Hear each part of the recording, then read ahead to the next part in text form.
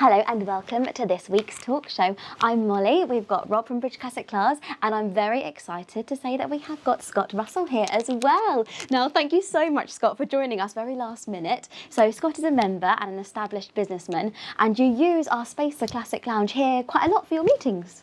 I do, yeah, I do. And, it's always a treat, actually, to come in here. And what is probably more exciting is the clients get really excited. Oh, do they? Good. And it's, even today, he was saying, what's the new car in? Yeah. It's a great place to be, isn't it? Absolutely. It's a lovely, lovely space, and I'm glad your clients like it as well. And we have kind of just pounced on Scott. Yes, we have. He didn't know that he was going to be in this today, so... Scott, have you got 2 minutes? Yeah. So certainly not scripted. Yeah. And it's actually worked out quite well, because today we are kind of doing a Land Rover special of our talk show. And Rob mentioned that you've actually owned quite a lot of Land Rovers. I have, yeah. So I always aspired to a Range Rover growing up, and so I had a few Range Rovers, and I had an old Series 2 as well. So an old blue RAF Land Rover, which was great fun actually. But I remember thinking that it was always the joy of riding an old car, driving, is the fact, is it going to get there, or is it going to break down? and you never had that with the Range Rovers actually. The Range Rovers always got you there, but my old Series 2 was always a little bit, is it going to get me there? And it does. And it does. Yeah. I'm glad you said that.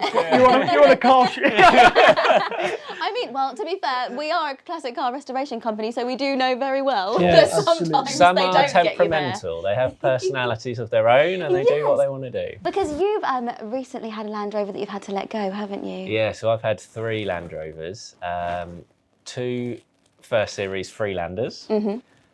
The ones that had all the engine trouble, and then I had a Freelander 2, which was the improved version. So my first 2 Freelander ones, I had trouble with the engine, and they both died, and that was it. And then my Freelander 2, I had, and I probably would have kept that car forever if I could, but that did ultimately die. Maybe 6 months ago. So still quite raw, quite fresh, but I really like that car. That would have been the car I kept. And, like we were saying before we turned the cameras on, that there's so many memories in the car, and that's the car that I bought my first daughter home from the hospital and things. So, yeah, I would have kept it, but no, it was... So you've not got one at the moment. You've got your classic MGB, and you've got an Astra, and another classic, your classic MG Magnet. Yeah. Would you ever want a Land Rover again, or is it just... 100%. I would have a Defender, so the Bridge Defender 90, the black one, that went... to, I can't remember the guy's name who won it. That one, I would have had that. And the one that we've got live now. Those are good ones. Scott, have you seen the Land Rover Defender that we've got live now? I have, yeah. And I'm ready to put my name down for some tickets. So I think it's lovely. And I think to sort of echo what Rob was saying is that one good thing about a Land Rover is that it's an adventure.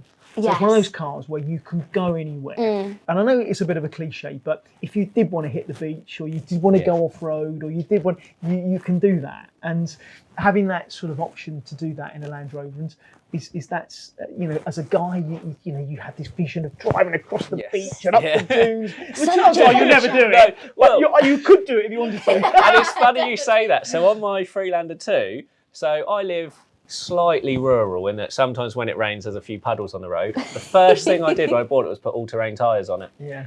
Completely pointless, but why wouldn't you? Why wouldn't you? Definitely. I mean, I guess it's the kind of car, like, as you say, you could go, okay, so we've got this plan for today, but if I decide that suddenly I do want to go on an epic adventure, you've got that option. Yeah, I think that's what makes them so special, and also the heritage as well.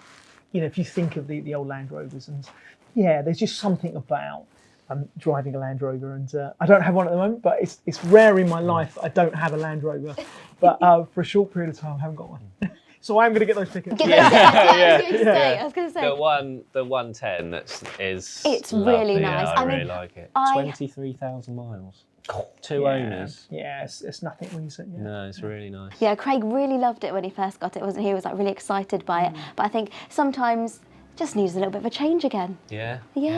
I haven't actually got the pleasure of driving the Land Rover 110 that we've got going live at the moment.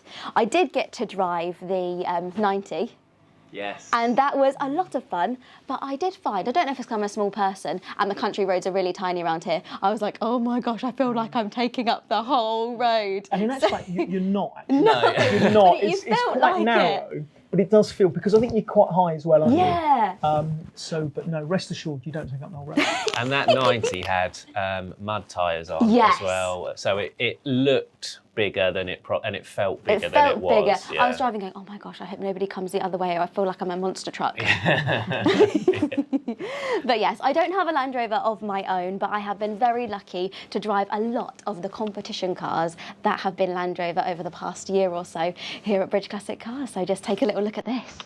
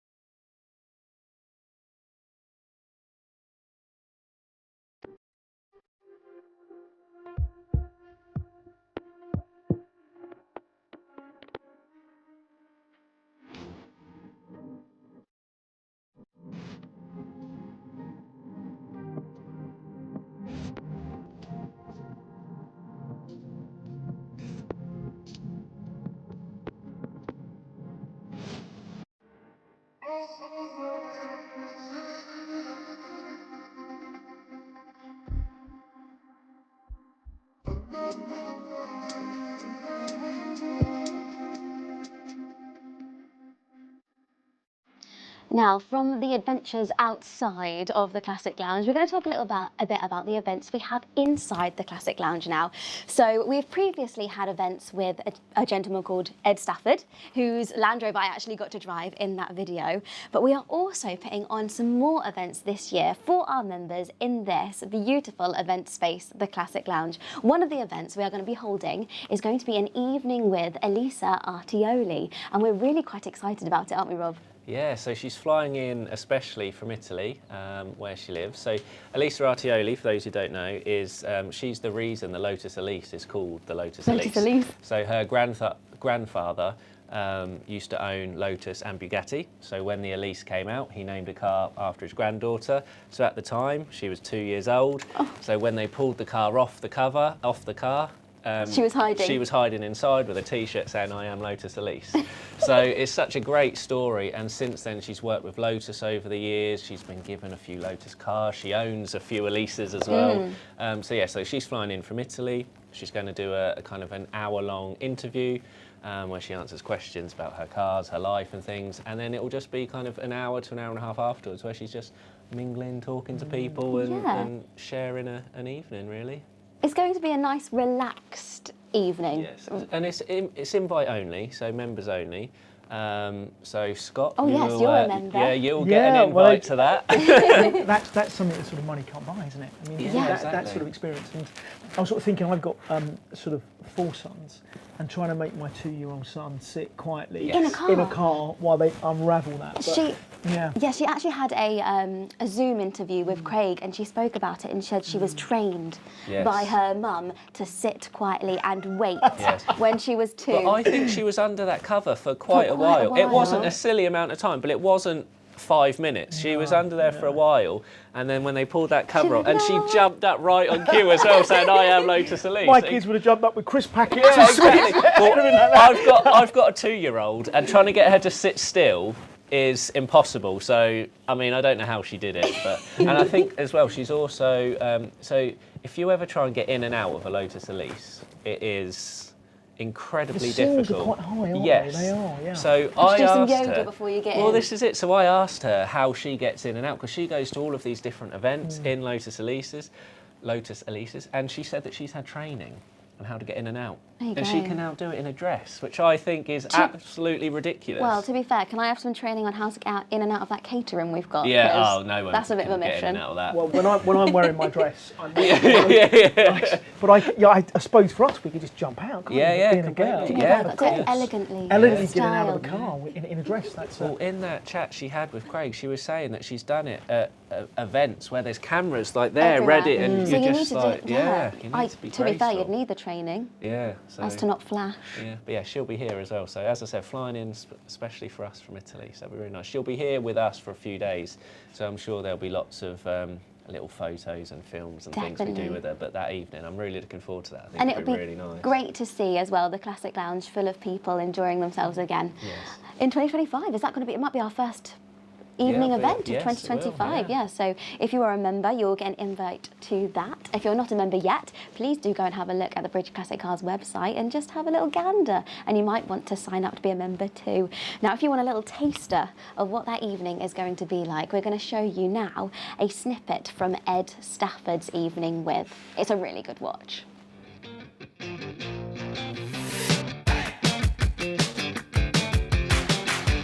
Ladies and gentlemen, I give you the man himself, Ed Stafford. They basically said, we're going to drop you off on a desert island, you'll have no food, no knife, no clothes, nothing. Could you do that? And the honest truth was I just said, I don't know, I've never done this before. And so they went, perfect, let's chuck you into it. But we took our little boy on a survival experiment on a desert island. You know, he saw a jaguar sunbathing on a rock. I mean, at the age of 8 months, that's a pretty cool thing to do. It's better than a storybook, isn't it? Isolation is a little bit like a mirror. If you're completely at peace with yourself, have no doubt that you can row across an ocean, you'll be absolutely fine. I think if, like most people, you've had something happen in your life, most people have some sort of traumatic experience or whatever. For me, it was probably adoption, but if you've not addressed it, you've not had any therapy, you go into isolation and suddenly you can't stop it. It kind of explodes out of you because you've not got Facebook to distract you, or cigarettes or alcohol. You're just literally faced with yourself, and it's quite raw and it's quite unsettling if you've not got the tools to unpack it all, I guess. So it definitely was a difficult experience to go through. A couple of other things I want to talk about, but one of them is the Land Rover that we're going to be giving away in just over 5 minutes' time. And the winning number is 1,671. Jamie Blows, congratulations. You are now the proud owner of our 2015 Land Rover Defender 110. Amazing. Now, we're just going to try and get the number for Jamie. Hello, Jamie. You've just won my car, mate. So let's hear it one more time for Ed Stafford. Thank you, guys. Thank you very much.